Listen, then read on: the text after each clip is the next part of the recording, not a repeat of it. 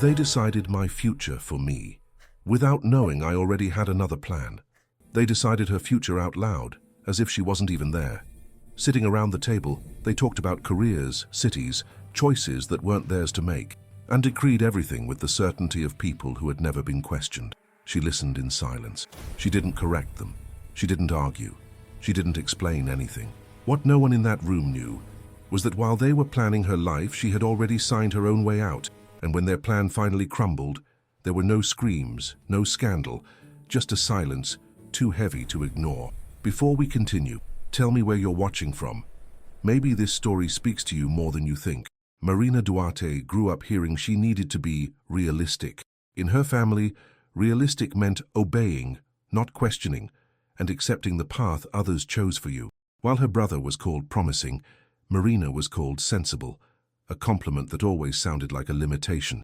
That night, gathered for what should have been an ordinary dinner, they decided for her one more time where she would work, how much she would earn, how long she should wait before trying something better. They spoke as if Marina didn't have dreams of her own, as if her life were a collective project, when in reality, it no longer was. This isn't a story about screaming or loud revenge. It's about the moment someone realizes they no longer need to ask permission and chooses to leave without warning. Marina's earliest memories weren't of being unloved. They were of being unseen, not ignored exactly. Her parents fed her, clothed her, drove her to school. They showed up to parent-teacher conferences and asked about homework. But there was a difference between being cared for and being celebrated. Marina learned that difference young. She was 7 when her brother James brought home his first trophy. Little League Baseball. Nothing extraordinary, really. Every kid on the team got one. But the way her father's eyes lit up, the way her mother called the grandparents, the way that plastic gold figurine found its place on the mantel like a sacred relic, Marina noticed. That same week, she had won the school spelling bee. She remembered holding the certificate, walking through the door with it clutched in her small hands, ready to share her victory. Her mother glanced at it, smiled briefly and said, "That's nice, honey. Can you set the table? Your brother has practice in an hour." The certificate ended up in a drawer. Marina told herself it didn't matter. Spelling wasn't as exciting as sports. That made sense. She was being realistic. That word she'd hear 10,000 times before she turned 18. The comparison started subtle. Marina's so responsible. She's the easy one. We never have to worry about her. These weren't criticisms. They were compliments. At least that's what everyone called them. But Marina heard what hid beneath the words. You're predictable. You're manageable. You're not the one we dream about. James could be late, forget his homework, break curfew, and it was filed under boys will be boys, or he's so passionate. When Marina was 10 minutes late once, the lecture lasted half an hour. The message was clear. James's potential excused his mistakes. Marina's reliability meant she wasn't allowed any. By middle school, the dynamic was set in stone. James was encouraged to take risks, try new things, fail spectacularly and try again. Marina was encouraged to be smart about it, think long-term, stay grounded. When James wanted to quit soccer to try theater, their parents called it exploring his interests. When Marina mentioned wanting to study art instead of business, her father laughed, actually laughed, and said, "That's a nice hobby, but let's talk about real careers." She was 13. She didn't bring it up again. High school reinforced the pattern. James's mediocre grades were explained away. He's just not being challenged. The school system doesn't work for creative minds. Marina's straight A's were expected, barely acknowledged. When she got a B+ in chemistry, the disappointment hung in the air for weeks. She learned to shrink. Not physically, but psychologically. She learned which dreams to voice and which to bury. She learned that enthusiasm made people uncomfortable, that ambition made her seem ungrateful, that wanting more than what was offered made her difficult. So she became easy. She chose the practical major. She dated the appropriate boys. She laughed at the right times and stayed quiet when it mattered.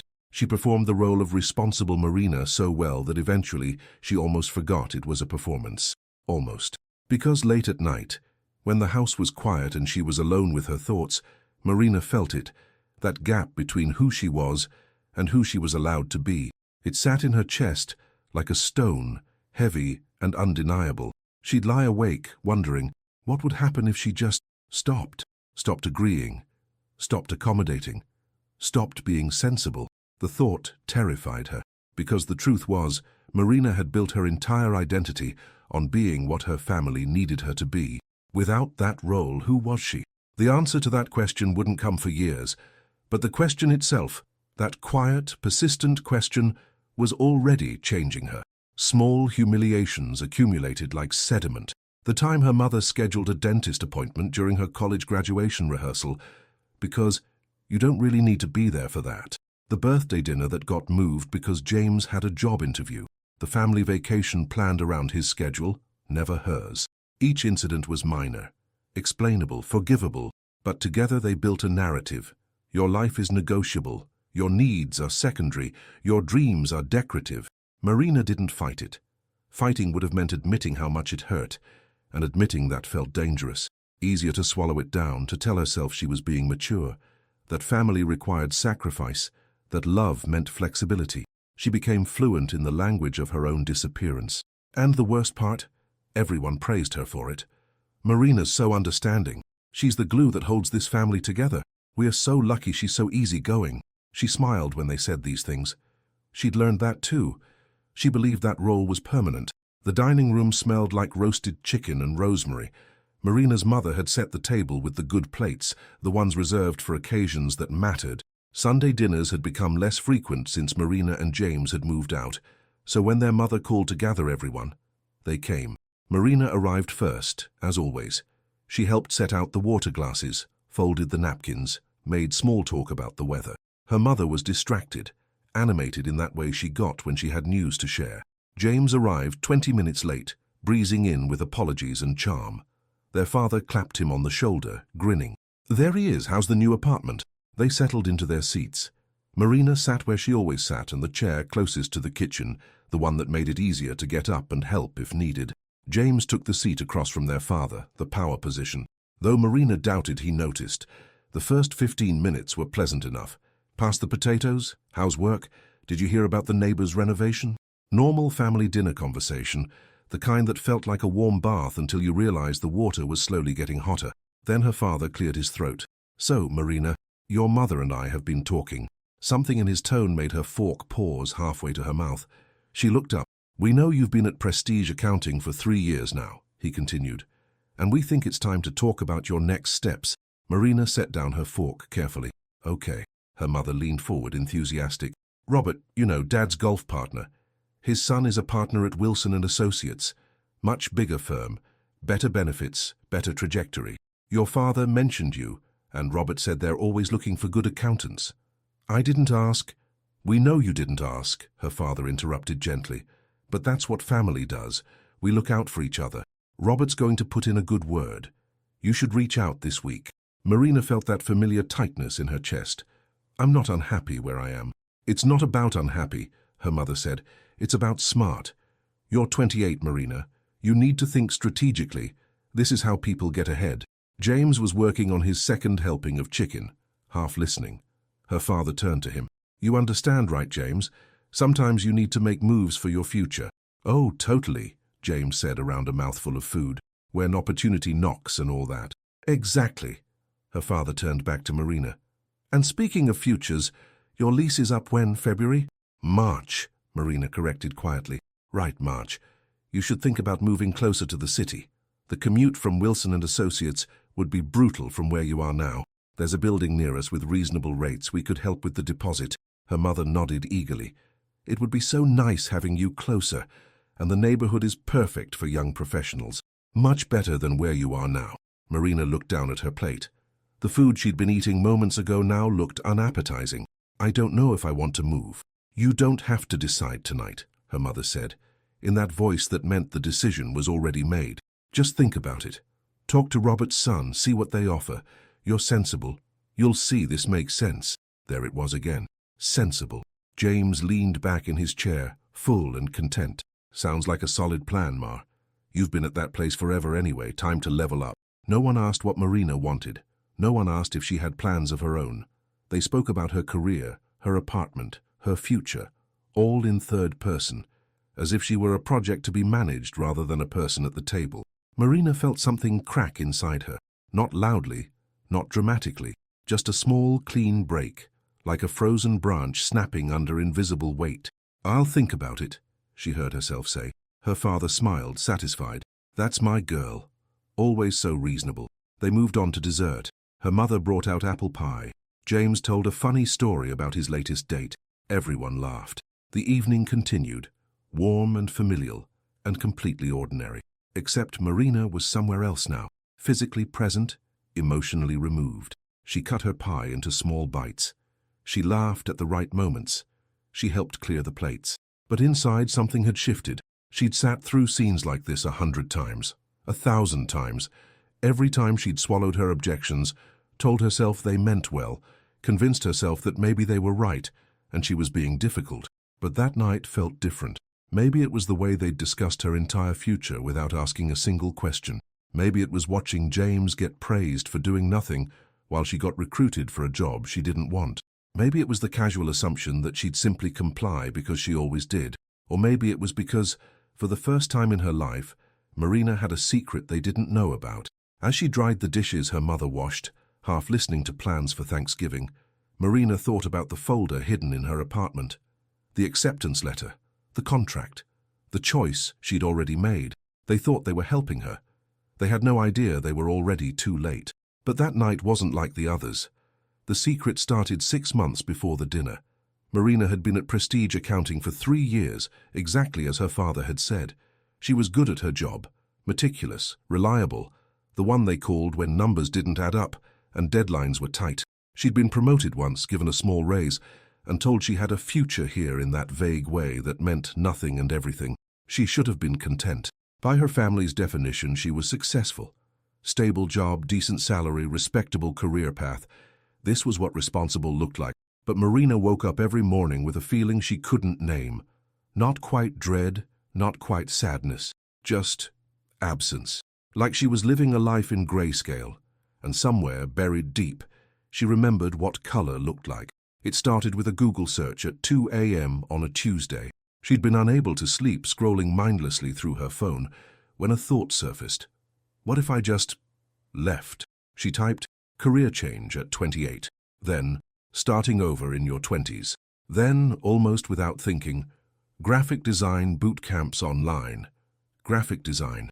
The thing she'd loved at 13 before her father laughed it away. The thing she'd dabbled in during college. Taking one elective before switching to business courses. The thing she still did in stolen moments. Designing logos for friends. Creating digital art she never showed anyone. The search results glowed in the darkness. Programs, testimonials, success stories. People who'd left accounting, law, medicine, practical careers, to chase creative fields. People who talked about fulfillment, purpose, excitement. People who sounded alive in a way Marina hadn't felt in years. She spent that entire night reading. By dawn, she'd bookmarked 17 programs, watched 30 testimonials, and filled 3 pages of a notebook with ideas. Then reality crept in. The doubts her family had planted bloomed like weeds.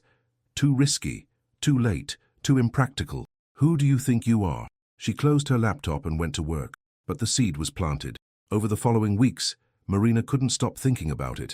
In meetings, she'd catch herself sketching logo concepts in margins. On lunch breaks, she'd watch design tutorials. At night, she'd build mock websites, create brand identities for imaginary companies, lose herself in the flow of creation. This was the opposite of accounting. Numbers were fixed, rigid, absolute. Design was flexible, interpretive, alive. In spreadsheets, there was one right answer. In design, there were infinite possibilities. For the first time in years, Marina felt hungry for something. She told herself she was just exploring, just learning, just keeping a hobby alive.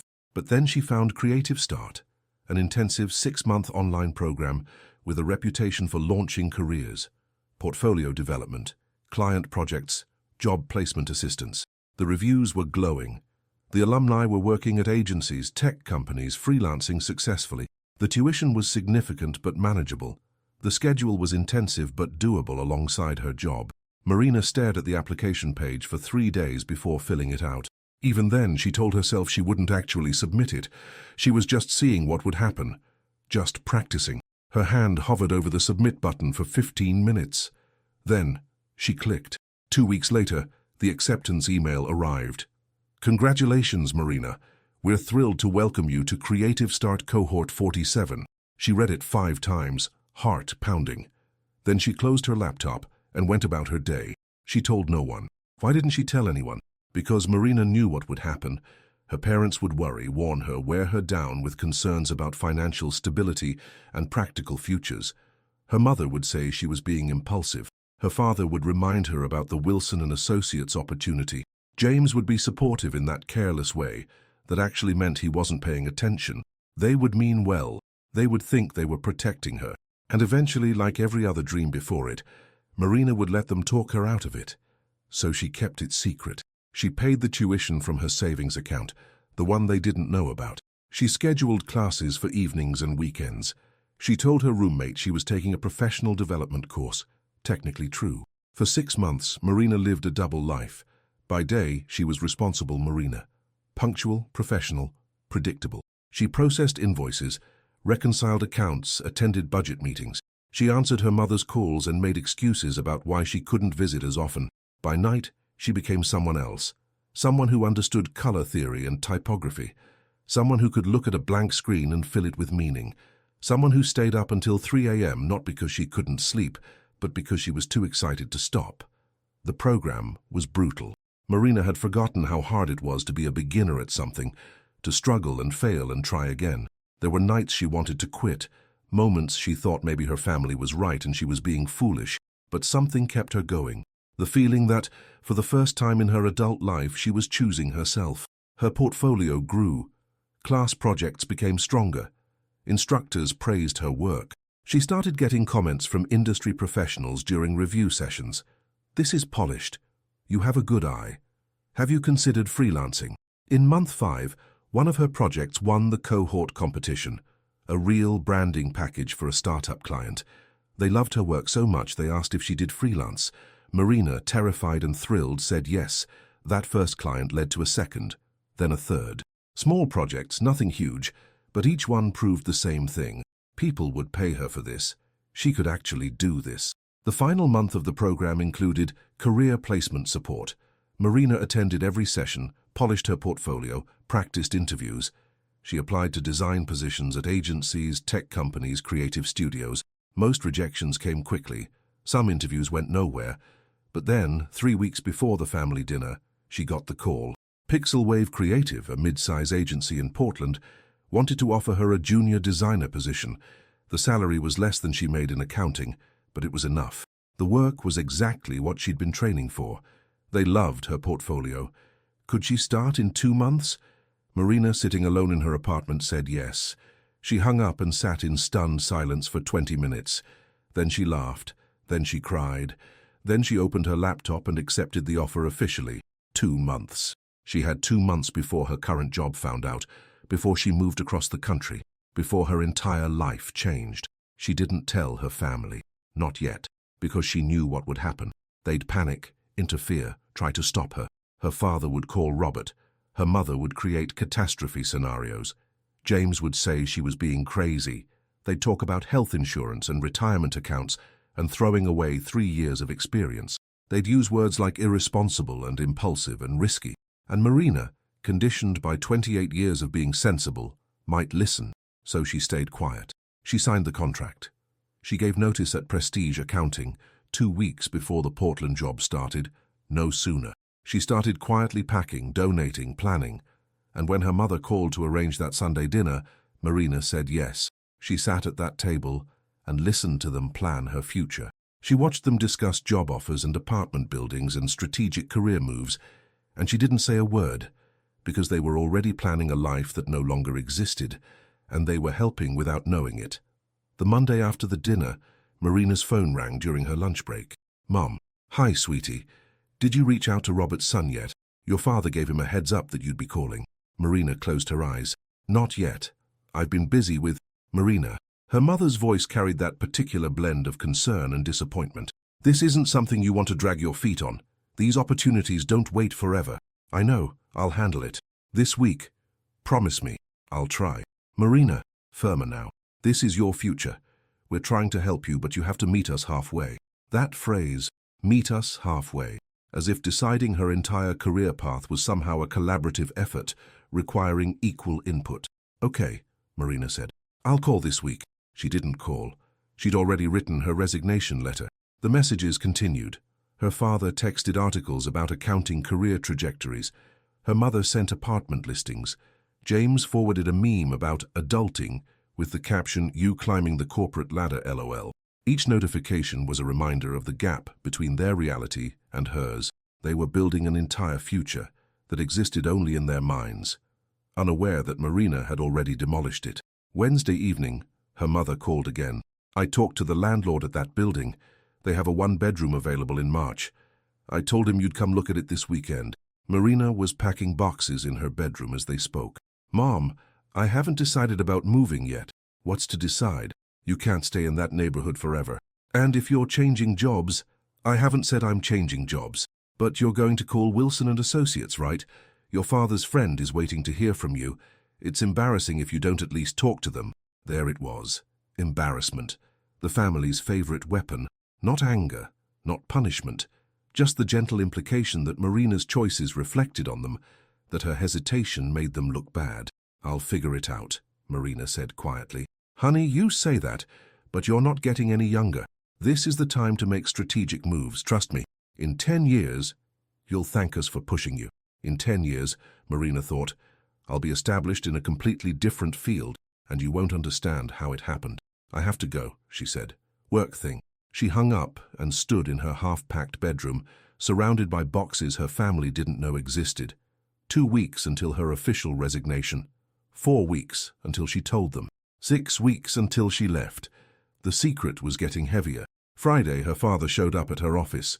"Just dropped by," he said, had meetings nearby, thought they could grab lunch. Marina knew immediately this wasn't casual. Over sandwiches at the deli down the block, he brought it up. "Your mother says you haven't called about the job yet." "I've been thinking about timing." "Timing?" He frowned. "Marina, opportunities like this don't wait for perfect timing. You make timing work." She took a bite of her sandwich, chewing slowly, buying seconds. "I spoke to Robert yesterday," her father continued. "His son is expecting your call. I vouched for you. Told him you're responsible, hard-working, smart. Don't make me look bad here." And there it was again. The gentle pressure. The implication that her choices were really about them. "I'm not trying to make you look bad," Marina said. "I know you're not. I know you're just overthinking things. That's what you do." He said it warmly, like it was an endearing trait. "But sometimes you need to just take the leap. Trust the people who love you. Trust the people who love you." The phrase sat between them, loaded with assumption, as if trust meant compliance, as if love was measured in obedience. "I'll think about it," Marina said. "Don't think too long." He smiled, squeezed her shoulder. "You're too smart to stay stagnant." After he left, Marina sat in the deli for 10 extra minutes, staring at her half-eaten sandwich. The casual manipulation, so normalized she'd barely noticed it her whole life, suddenly felt grotesque. They weren't evil. They genuinely believed they were helping, but their help required Marina to be someone she wasn't, required her to want things she didn't want, required her to live a life that made sense to them, even if it suffocated her. That weekend, her mother arranged the apartment viewing without asking. "Sunday at 2 p.m, I'll pick you up. We can make a day of it." Marina was at Pixelwave's orientation that Sunday. Virtual, but still. She told her mother she had a training session for work. Not technically a lie. The texts came through during a session on design systems. "How's the apartment? Isn't it perfect? The landlord loved you." Marina had never gone. Her mother had apparently toured it alone, spoken for her, decided it was perfect. When Marina called that evening to explain she hadn't been there, her mother was confused. "But I told you Sunday at 2. I told you I had training. I thought you'd reschedule. This was important." "So was my training." A pause. Then, in that hurt voice, "I'm just trying to help you, Marina. I don't understand why you're being difficult." Difficult. Another weapon word. Marina wasn't being difficult. She was simply not complying. But in her family's vocabulary, those were the same thing. "I'm not being difficult. I just need to handle my own apartment search." "Fine. Clipped now. I was just trying to help. But if you want to do everything yourself, go ahead." The implication: if you reject my help, you're on your own. As if there was no middle ground between total control and abandonment. Marina let her mother be upset. She was getting better at that, letting people feel their feelings without rushing to fix them. The days continued like this. Pressure wrapped in concern. Control disguised as care. Each conversation, a reminder that her family had made plans, had expectations, had decided her future. What they didn't know, what they couldn't possibly imagine, was that Marina had already left. Not physically, not yet, but emotionally, psychologically. The Marina they thought they knew was already gone. She'd made her choice, signed her contract, packed her boxes. She was just waiting for the right moment to let reality catch up. The question wasn't whether she'd go through with it. That decision was made. The question was, how would they react when they finally realized they'd lost? Until the day reality knocked on the door, Marina gave her 2 weeks' notice at Prestige Accounting on a Thursday morning. Her boss was surprised but gracious. They wished her well, asked where she was going next. She kept it vague, pursuing other opportunities. She had 4 weeks left before starting at Pixelwave, which meant she had to tell her family, soon. She considered different approaches. A family dinner, like the one where they'd planned her future. A phone call to each person individually. A group text, quick and painless. But each scenario ended the same way in her mind. Fighting, explanations, justifications. Her father getting quiet and disappointed. Her mother getting loud and worried. James saying something carelessly supportive that proved he didn't understand. She was tired of explaining herself to people who didn't listen, so she chose something simpler. Facts, presented clearly, with no room for negotiation. She invited them to lunch. Saturday, casual restaurant, nothing special. Her parents came together. James met them there, 15 minutes late as always. They ordered, made small talk, everything normal. Then Marina said, "I need to tell you something." The tone made them quiet. Her mother's smile faltered. "What's wrong?" "Nothing's wrong. I just need you to know that I gave my notice at Prestige. My last day is next Friday." Silence. Her father frowned. "Notice? What do you mean?" "I resigned. I'm leaving the company. To go to Wilson & Associates." Her mother looked confused. "But you never called—" "No, not Wilson & Associates." "Then where?" Her father's confusion was shifting to concern. Marina took a breath. "Pixelwave Creative. It's a design agency in Portland. I start in 4 weeks." The silence was different now, heavier. "Design?" Her mother said the word like it was foreign. "What design?" "Graphic design. Branding, web design, visual identity work. It's what I've been training for." "Training for?" Her father's voice was sharp. "What are you talking about? You're an accountant." "I completed a 6-month certification program. I built a portfolio. I applied for positions. Pixelwave offered me a job. I accepted." James leaned back, looking between their parents and Marina. "Wait, when did all this happen?" "Over the past 6 months. And you didn't tell us?" Her mother's hurt was genuine. "Marina, why wouldn't you tell us?" This was the moment Marina had dreaded, the part where she had to justify her secrecy, defend her choices, explain why she hadn't trusted them. But sitting there looking at their confused, hurt faces, Marina realized something. She didn't owe them that explanation. "Because I needed to make this decision on my own," she said simply. "Decision?" Her father shook his head.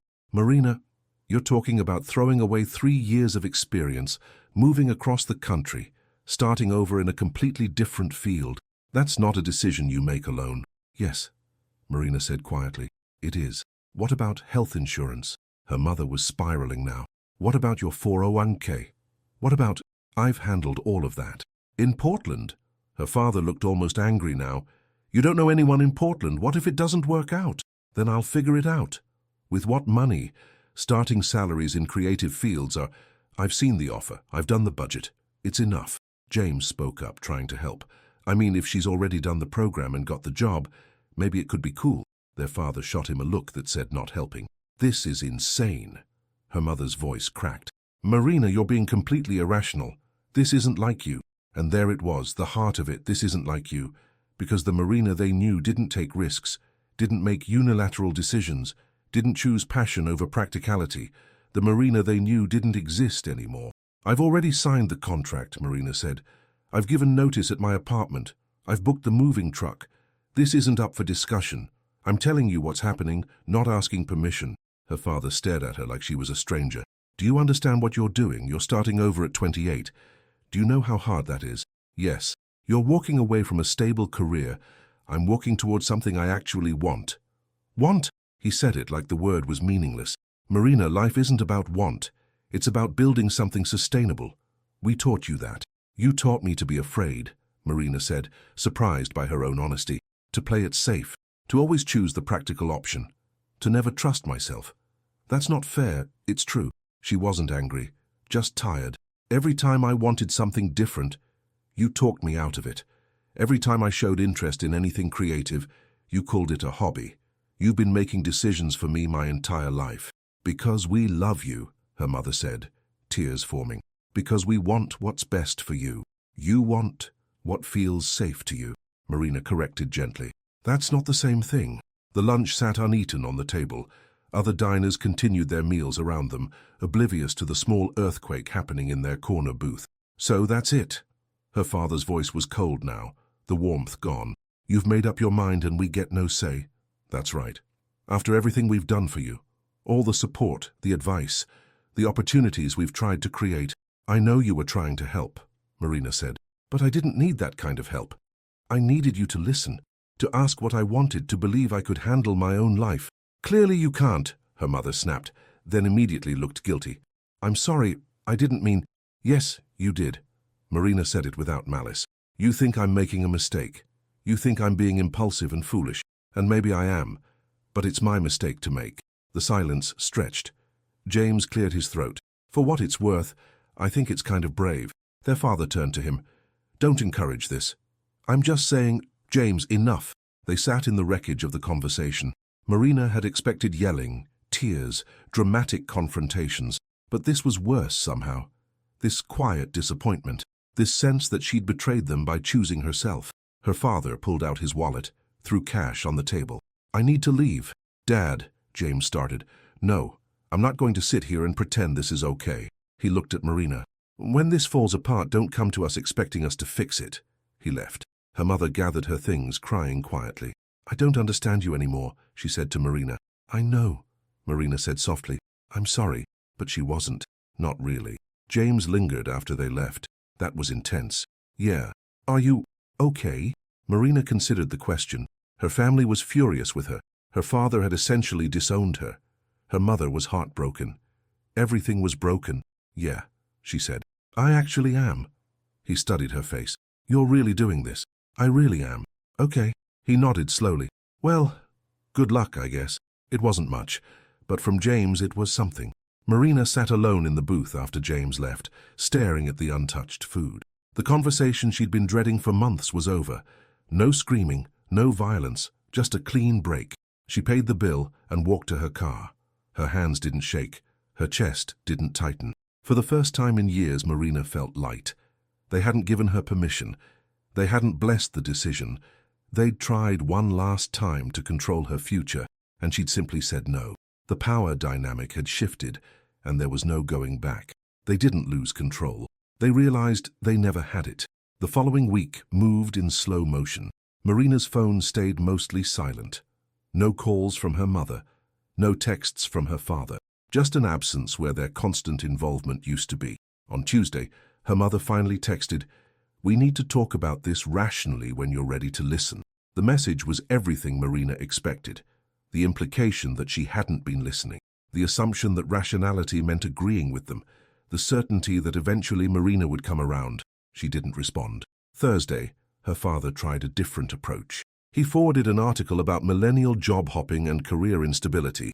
No message, just the article. The subtext was clear. See? This is what you're doing. Marina deleted it. Friday evening, James called. Mom's losing it. She called me 3 times today asking if I'd talk to you. What did you tell her? That you're an adult and can make your own decisions. He paused. She didn't love that. I bet. Dad's not talking about it at all. Like, at all. He changes the subject every time she brings it up. That was worse somehow.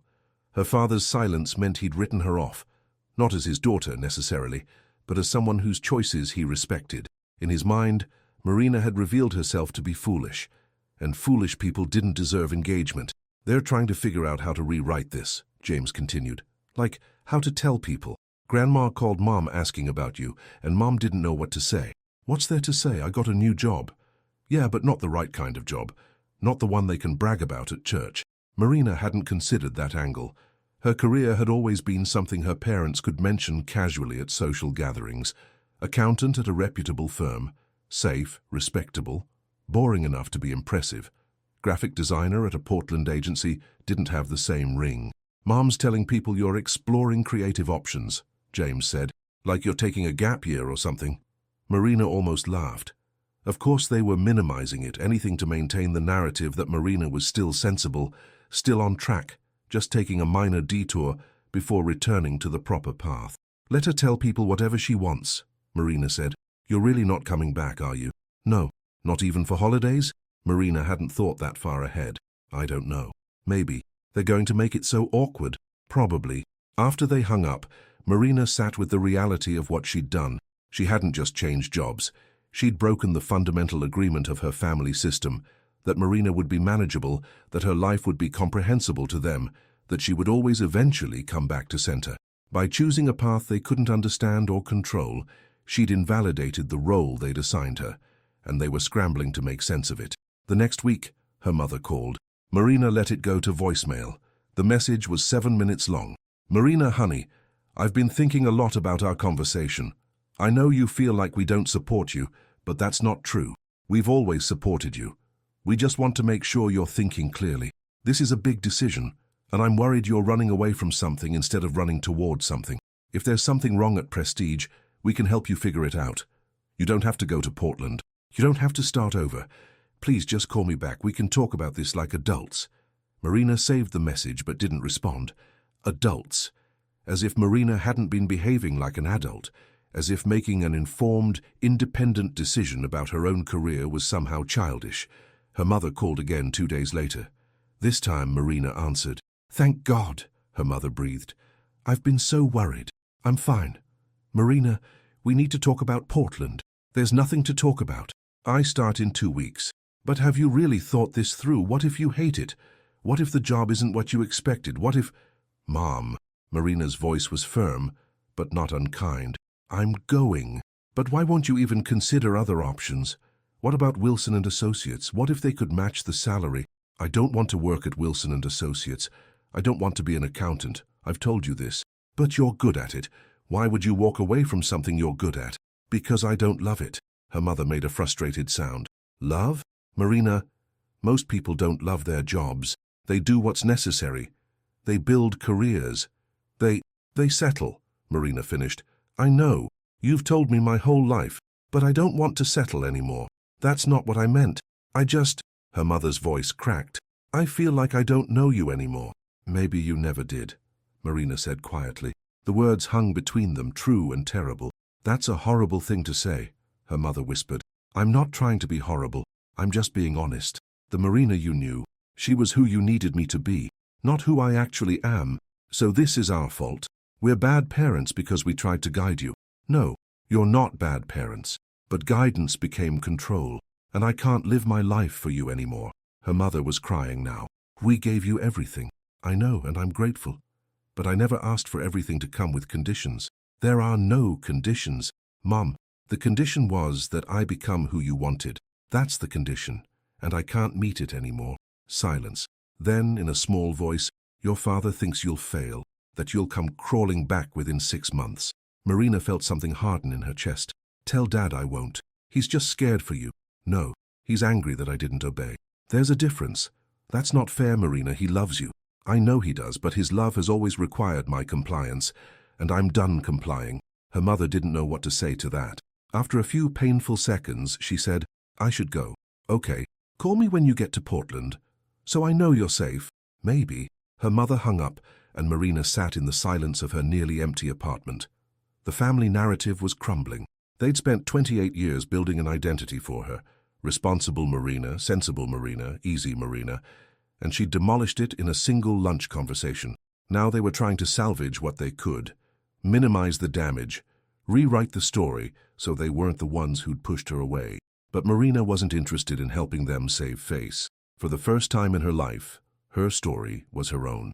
And if they couldn't accept that, couldn't celebrate that, couldn't even understand that, well, that was their loss, not hers, and that hurt more than if she had fought. Moving day arrived on a Saturday in late February. Marina had hired movers for the furniture, but most of her belongings fit in her car. She'd gotten rid of so much, donated, sold, discarded. Every item she let go felt like shedding weight. James showed up at 7 a.m. with coffee. Figured you could use help. You don't have to. I know. But someone from the family should be here. They worked in comfortable silence, loading boxes, wrapping fragile items. Around 9 a.m., her mother's car pulled up. Marina's stomach tightened. They hadn't spoken since that last phone call. Her mother got out slowly, looking tired. She'd aged in the past month, or maybe Marina was just seeing her clearly for the first time. I brought breakfast sandwiches, her mother said quietly. Thought you might be hungry. It was a peace offering. A small one, but an offering nonetheless. Thanks, Marina said. They ate on the porch steps, the February air cold and sharp. Her mother kept glancing at the moving truck, the boxes, the tangible evidence that Marina was really leaving. Your father wanted to come, she finally said. He's just processing. Marina nodded. She didn't believe it, but she appreciated the lie. He thinks you're making a mistake, her mother continued. But I told him, maybe we don't get to decide what's a mistake for you anymore. It wasn't approval, but it was acknowledgement, and that was something. I'm scared, her mother admitted. What if something happens to you? What if you need help and you're all the way across the country? Then I'll figure it out. But why does it have to be so far? Why can't you? Mom, Marina looked at her. If I stayed close, you'd never let me breathe. You know that. Her mother's face crumpled, but she didn't deny it. I need distance, Marina said gently. Not because I hate you, because I need to become who I'm supposed to be without everyone watching and judging and interfering. I wasn't interfering. I was just, I know, helping. But your help was suffocating me. Her mother wiped her eyes. I just wanted you to be happy. I am happy. For the first time in years, I'm actually happy. Terrified but happy. How can you be both? Because I'm finally doing something that's mine, not yours, not Dad's, mine.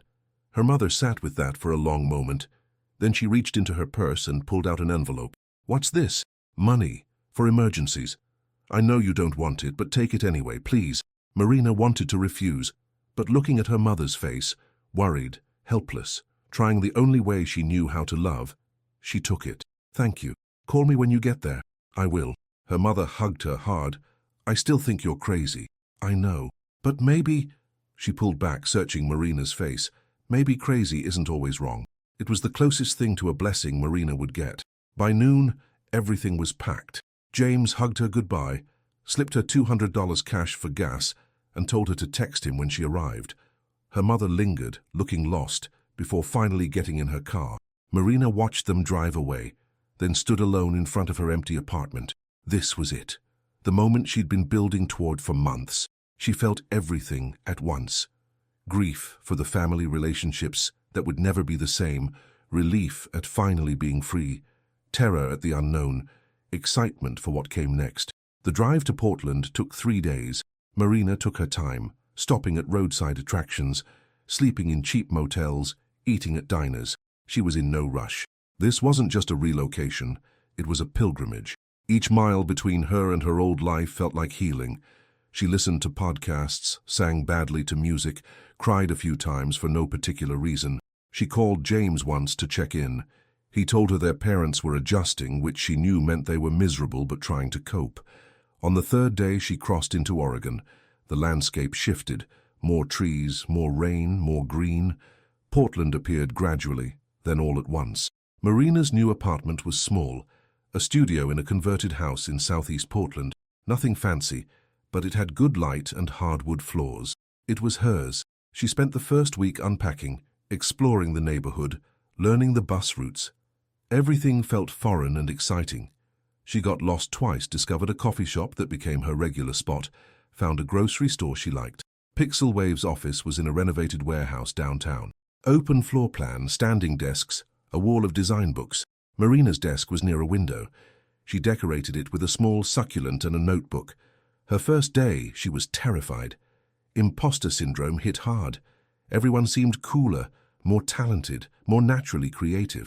She wondered if she'd made a terrible mistake. But then she started working. Real client projects, real problems to solve, and she was good at it. Not perfect, not immediately brilliant, but competent, growing, learning. Her supervisor, Rachel, pulled her aside after her first week. You're doing great. I know it's a lot to absorb, but you're handling it well. Thanks. I'm still figuring out the rhythm. Everyone is, always. That's the job. Rachel smiled. "We're glad you're here." Marina believed her. Weeks turned into months. Winter gave way to spring. Portland bloomed. Literal blossoms everywhere, the city waking up from grey dormancy. Marina made friends. Not deep friendships yet, but connections. Co-workers who invited her to happy hour. A neighbor who lent her a bike. The barista who learned her order. She started freelancing on weekends, building her reputation, growing her portfolio. Money was tight, but manageable. She learned to cook simple meals, found free events, explored hiking trails. Her mother called every Sunday. The conversations were stilted at first, both of them navigating new territory, but gradually they found a rhythm. Her mother stopped asking when she'd come home, or whether she regretted the move. Instead, she asked about Marina's work, her apartment, her life. Her father never called. Marina tried not to take it personally. Some wounds needed more time. James visited in April, crashed on her couch for a weekend. They explored the city, ate too much food, talked about everything and nothing. On his last night, he said, "You seem different." Different how? I don't know. Lighter? Like you're not carrying something heavy anymore. Marina thought about that. Yeah, I guess I'm not. It's cool. I'm proud of you. Coming from James, careless, oblivious James, it meant more than she expected. 6 months into Portland, Marina sat at a riverside park during lunch, watching the Willamette flow past. She thought about the version of herself that had sat at that family dinner, listening to them plan her future, that Marina felt like a different person. Or maybe the same person, just buried under years of other people's expectations. She'd been so afraid of disappointing them, afraid of being seen as irresponsible, impulsive, foolish. But the thing she'd learned, the thing she was still learning, was that disappointing people who didn't see you clearly wasn't actually failure. It was just clarity. Marina pulled out her phone and opened her design portfolio. New projects, growing skills, proof of progress. She scrolled through the work, feeling that spark of pride she'd been taught to suppress. This was hers. This life, this career, this choice, all hers. The silence was now a choice, not submission. 1 year after leaving, Marina received an invitation to her cousin's wedding back home. She almost didn't go. The thought of facing her extended family, the questions, the judgment, it seemed easier to just decline. But then she realized she wasn't afraid anymore. She booked a flight. The wedding was exactly what she expected. Extended family gathered, everyone dressed up. Familiar faces aged slightly. Marina walked in alone, and she felt the eyes turn toward her. Her aunt approached first. "Marina, we heard you moved to Portland. How adventurous." The word was code for reckless. "It's been great," Marina said simply. "And you're doing some kind of art thing?" "Graphic design. I work at a creative agency." "Oh, well, that's different." Her cousin hugged her, genuinely happy to see her. "I love what you did with our wedding website. Mom showed me. It's gorgeous." Marina had offered to design it as a gift. Her aunt had accepted reluctantly, probably expecting something amateur. "I'm glad you liked it." "Liked it? We got so many compliments. Everyone asked who designed it." Throughout the reception, this pattern repeated. People who'd expected her to fail, discovering she hadn't. People who'd dismissed graphic design as a hobby, seeing evidence of real skill. People who'd predicted she'd come crawling back, confronted with her stability. She didn't gloat, didn't explain, just existed confidently in her new life. Her mother found her during dinner. "You look good." "Thanks. Happy, I mean." "You look happy." "I am." They sat in awkward silence for a moment. Then her mother said, "Your father is here. He'd like to say hello." Marina's chest tightened. "Okay." Her father appeared, looking uncomfortable. He'd always been so certain, so commanding. Now he just looked older. "Marina." "Dad, your mother tells me you're doing well." "I am." He nodded, seeming to struggle with something. Finally, "I saw the wedding website. It's impressive." It wasn't an apology, it wasn't approval exactly, but it was acknowledgement. "Thank you. I didn't understand what you were doing," he said quietly. "I still don't really, but I can see that it's working for you." "It is. I worry about you, about stability, about the future." "I know, but those are my worries to carry now, not yours." He looked at her, really looked at her, for the first time in a year. "You've changed." "Yeah. You're more," he searched for the word, "present. Like you're actually here instead of somewhere else in your head." Marina realized he was right. For years she'd been half present, always partially checked out, living in the gap between who she was and who she was supposed to be. Now there was no gap. "I'm sorry I wasn't supportive," her father said. "I thought I was protecting you. I see now that I was just controlling you." It was the closest thing to an apology she'd ever heard from him. "I forgive you," Marina said, and she meant it. Her father's eyes reddened slightly. He squeezed her shoulder, brief, awkward, but genuine, and walked away. Later, Marina stood outside getting air. James joined her, drink in hand. "That was huge," he said. "Dad apologizing." "Sort of apologizing." For him, that was basically groveling. James grinned. "You know they brag about you now, right?" "What?" "Oh yeah, Mom tells everyone about your design work. Dad showed your portfolio to his golf buddies. It's wild." Marina shook her head, amazed. A year ago, they'd been ashamed. Now they were bragging. "They needed you to succeed," James said, "to prove they hadn't been wrong about you, but here's the thing. You succeeded in spite of them, not because of them. And I think they finally get that." Marina thought about that.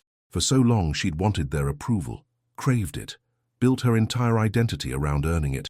Now she had it, and it felt nice, but not necessary. She didn't need them to validate her choices anymore.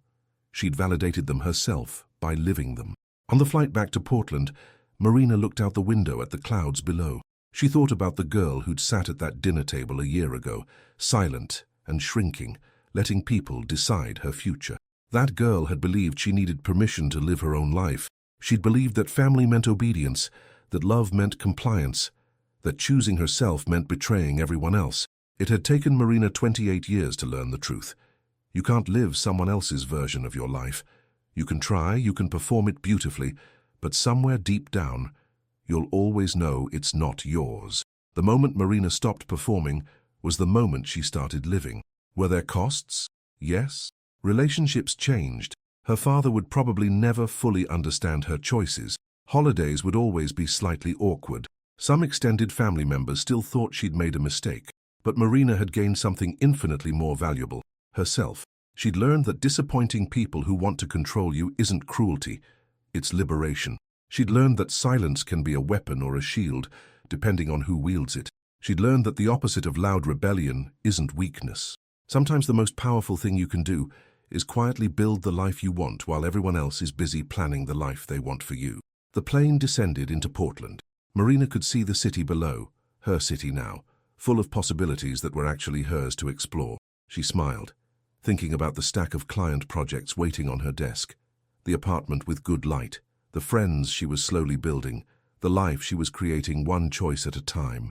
They'd decided her future for years, but only one person needed to agree with that. And finally she didn't. Final message to viewers.